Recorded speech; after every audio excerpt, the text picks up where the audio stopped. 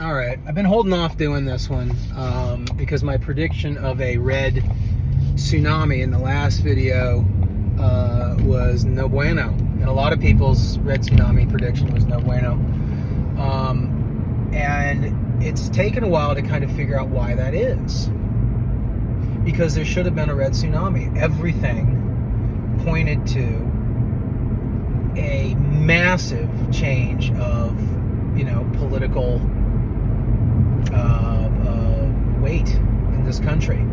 You have the midterms, which are, normally there is, a huge swing, at least in the House, no matter how good the current president is doing, right? There's always a backlash. There's always this tendency in America to even things out.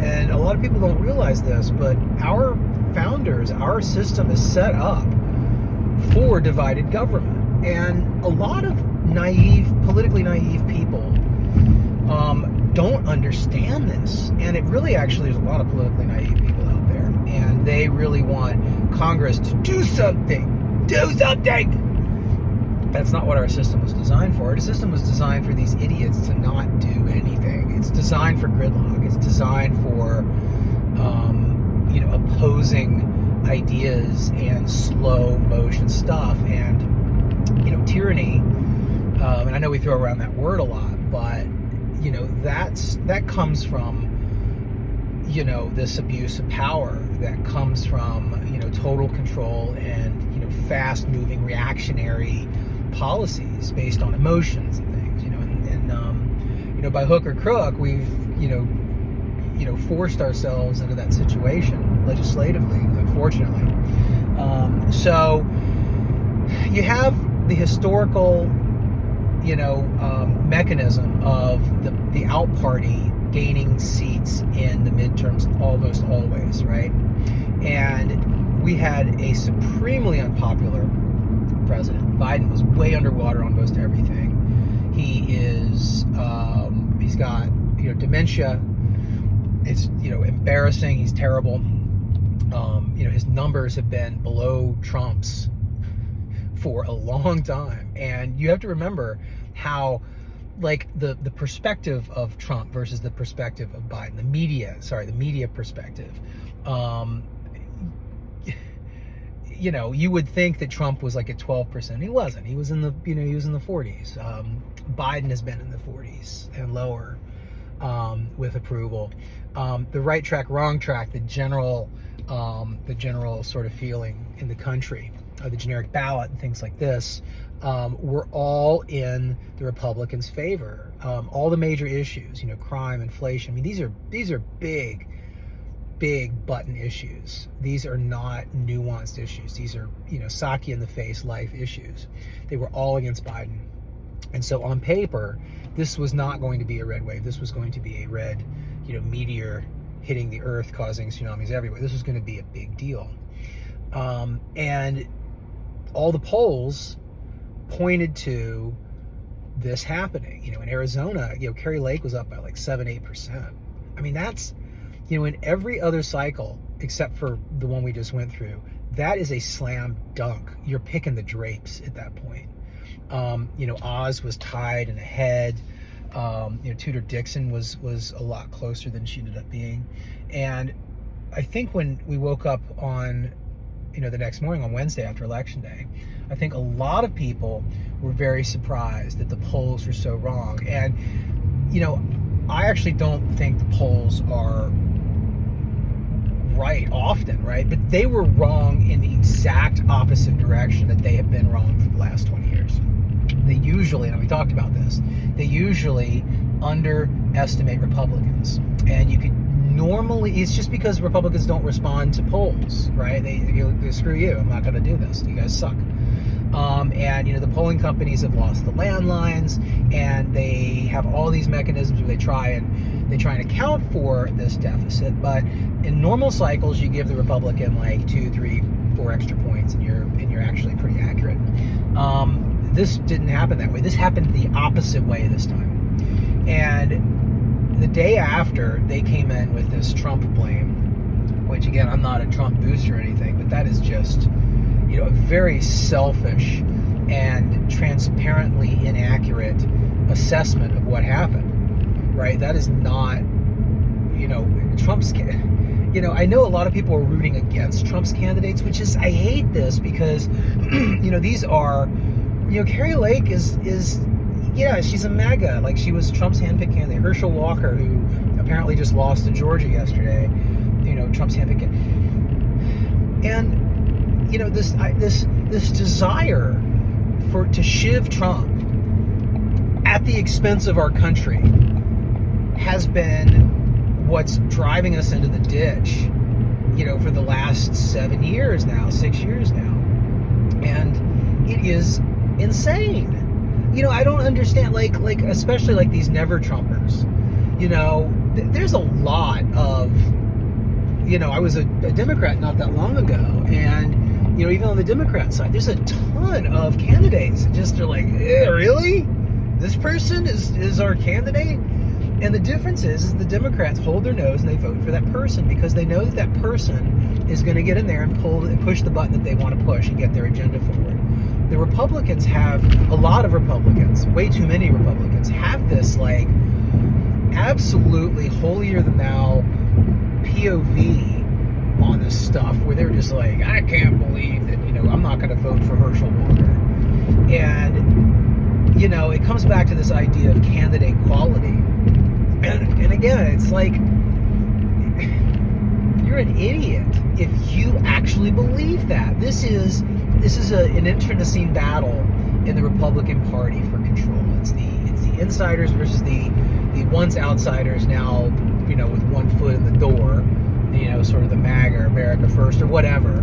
Trump just happens to be the current leader of that. I would say that Trump was the Tea Party president. I would say that it's the factions of the establishment GOP versus the Tea Party GOP. And back to the Dems have a similar issue in their party with the progressives. But the Dems handle the progressives very differently than the Republicans handle the Tea Party people. And again, loose quotes. There's a lot of different people. I would say Team Reality's in that glump too. And they're not necessarily Tea Party people. But the fact that the GOP establishment did not support candidates that they didn't deem worthy, this is the elitism from these idiots, like McConnell. It's so harmful and so unhelpful. And he allowed Blake Masters to be outspent 70-1. Mark Kelly bought all of the TV time, all of it, in Arizona. It was crazy. There was nothing left for Blake Masters to buy, and that's crazy. That's nutballs, and it can't be allowed to happen. I mean, that's the old rules. Buying all the TV time, right? But now we have these new election rules, which are illegal, unconstitutional, in most cases, instituted by unconstitutional means. And I still don't understand how they're legitimate. Like, I don't get how when, a judge or somebody, decrees that, we're going to early vote for 6 weeks and ballot harvesting is okay, that it stands. You know what I mean? Like, to me, all the votes that are collected that way would be null and void. Sorry, disenfranchising people. Like, sorry, we can't. Either you have rules or you don't. And there have to be repercussions for not following the rules. And that comes back to the explanations for why it was not a red tsunami, and it wasn't Trump. And again, the people in these primaries, Carrie Lake, Herschel Walker, they were voted for by the people. Trump has not brainwashed these people. He's not a magic puppeteer. These people, for better or for worse, wanted Herschel Walker to be their Senate candidate. For better or for worse, the people in Arizona wanted Blake Masters and Carrie Lake to be their candidates. And this urge to stick it to them, to stick it to Trump, because they are trying to frame these people as Trump puppets is extremely unfair to the populace, to the GOP voters who selected these people. That's who they wanted. And then you come in and you starve them and you malign them just to teach the people a lesson, like, don't you dare choose wrongly next time, you plebes.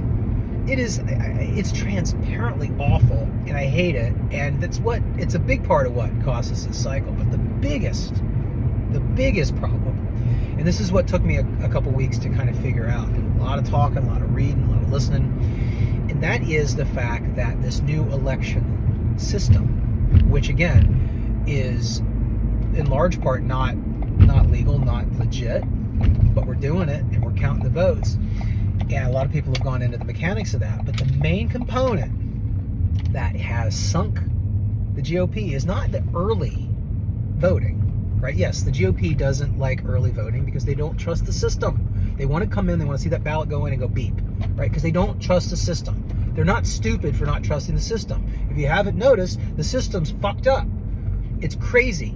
There's crazy shenanigans and shit going on, and nobody wants to talk about it, nobody wants to explain. It's a very human response to go, well, fuck you. I'm not going to send my ballot in, to some, Democrat-controlled clearinghouse that may or may not count my ballot. I'm not doing that. I'm going in on election day like we used to, where I can, have a little bit more trust. It's totally understandable. And yeah, that sets up a lot of things. Maybe it rains. Maybe you break your leg. You can't get there, right? Like you are rolling the dice a little bit. But it's not just the early voting. It's the harvesting. This absolutely insane idea that a third party can go and collect ballots and submit them on behalf of other people. The Dems really, really wanted this. They really embraced this. And because the Dems are the party of government, they have the machine. They were fully equipped to do this. They have these paid legions of minions that go out and they go to convalescent homes and hospice facilities and homeless shelters and senior villages, and they go and they just collect tens of thousands of ballots from people who, technically are adults and technically registered to vote, but probably would not have voted had, some little shitbag volunteer or even a lot of paid, gone there and collected their ballot. And a lot of these people are like, I don't care who to vote for. Sure, you can have it. And they don't have a mechanism for measuring those voters. And again, I'm loose quoting those people because they're not really voters. They cast a ballot. I guess they're registered or whatever. But these third party volunteers and paid operatives go out to these facilities and they collect tens of thousands of ballots. Now, this is why the polls are wrong, right? You can't poll these people. You can't poll homeless people. You can't poll the tens of thousands in Arizona of super duper old people, and honestly, and they were starting to do like overseas military contractors, people who've been overseas and really, are American citizens, but like have lived in another country for so long that they don't really vote here, don't really consider it. These are the masses of people that the Democrats have weaponized this crazy voting rules to utilize and get their ballots. And again, you can say that this is, all fair is in love and war and elections, and this is the new rules and the Republicans have to play by it. Totally, granted, but the polls are so important because, even though the polls are not perfect, and they've become less and less perfect as, in the last, 20, 25 years, especially internally in a campaign, you use polls to determine what you do, how you react, what you do, if you run ads or you don't run ads, or you hit this issue, hit that issue.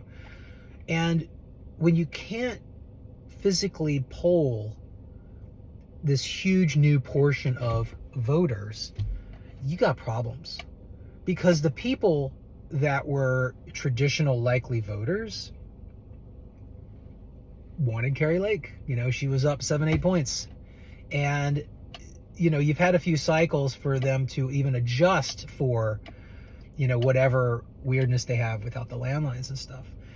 And the polls were so off. And it is purely because of ballot harvesting. Because the Democrats are simply going out and garnering votes or ballots from places that are just unpollable. And this is going to be a huge problem going forward. The Democrats have the machine. Again, they're the party of government. They have so much more money and so much more manpower than the Republicans. And again, I keep saying the Democrats are the party of government. And I say that because it's true. The bureaucracy perpetuates itself. The administrative state perpetuates itself. 99% of those people vote Democrat because it's their job. They're voting for their livelihood. These are the unions. These are the public sector people. These are the workers. These are the apparatchiks. And these are the people that do this for a living. The Team Reality parents saw this across the nation, a lot of us for the first time. When we were, cobbling together these rallies to open our schools, we would show up with our little handmade signs that our kids made with crayons and be like, open schools. And we would be met with, 4 times as many people, all dressed the same, with professionally printed signs, a PA system, multiple bullhorns, practiced slogans and chants, and the news crew, right? This happened everywhere. Like, that's what they do. That's what they do. That's their living. That's their livelihood.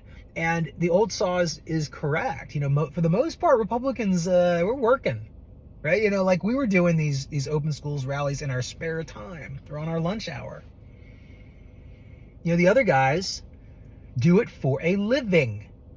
And they go out and harvest ballots for a living. And the Republicans, they just don't have, that's not who this party is. It's not who they represent. They're not built that way. That's it's not in their DNA. And you can say, oh, they better get it in their DNA. And I guess you're right. But holy shit. The idea that a third party can go out and collect ballots from a bunch of people who are barely, registered, or barely citizens, or barely sentient, and get them registered and get their ballot in, and essentially you can fill out anything you want on their ballot, is absolutely bonkers. And then you have in a lot of these states where they just mail out ballots, based on, antiquated voter rolls. And there's all these stories, and a lot of them are absolutely true, of people getting multiple ballots or getting, ballots sent to them for people that don't live there anymore. And there's a lot of unscrupulous people out there. If you think that people don't cheat, then you're an idiot. People absolutely cheat. There's a lot of voter fraud out there. It's just that, if you win, you're not going to investigate it. And as a matter of fact, if you win, you're not only not going to investigate it, you're going to work really hard to get rid of the evidence. It's just that's what I would do. It's a human thing to do. And these people, on both sides, they, it's an existential, argument, but, it's I think that it's insurmountable. This to me is what really explained the discrepancy on election day. And it's really bad. And this was, in my humble opinion, the last real election, the last real chance to stop this. And the most important thing to do to stop this is to put the election mechanics, put them back in a place what they were, right? Which was, we prefer you to vote on voting day. And I mean, make it a national holiday or whatever, but in-person paper ballots. This is something that everybody who knows what they're talking about in this space, they know that is that is the most secure way to do it. There's no real super secure way to do it. But voter ID, in-person, paper ballots, scanned, boom, right? And, all these other things where, you got to print the thing on the site or whatever, and especially the mail out, that's crazy town. That is crazy town. Anybody, like, before 2020, before 16, honestly, Trump did this, or the reaction to Trump did this.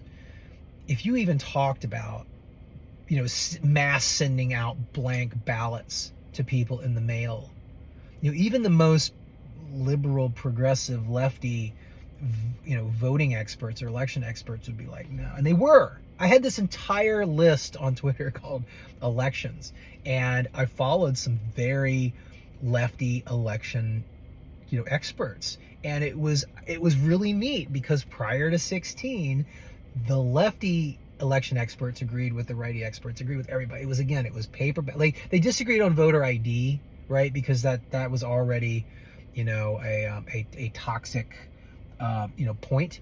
But they agreed on everything else. Again, in-person paper ballots. The only way to make sure it's as secure as possible. And Trump comes along. Then in 2020 they used COVID as an excuse to completely destroy this institution, and they don't care. They don't care that the trust is gone. They don't care that it goes squarely against their previous expert POV. There was the Stanford people came out, after they started changing the rules in 2020 for the election in 2020 after COVID hit, and Stanford came out and they said, this is not right. This is not going to be secure. And it was almost like they didn't get the memo from their friends, right? And they sort of shut up real quick, but it was like very telling. It was like, yeah, this is bad. Even though you're scared of COVID, it does not allow you to wholesale change the rules. And again, in most places, they didn't do this properly. They didn't change these rules properly. It's the state legislatures that do it, period. They have to, write and vote on any vote changes, anything, and it has to be passed, right? It's the state legislature. In a lot of states, the governor did it because it was an emergency, or the courts did it, right? And the Democrats absolutely pounced on this and used it. But again, it comes back to why was I wrong about the red wave? And it's because we're fucked. I'm laughing, but not on the inside. Burp, burp.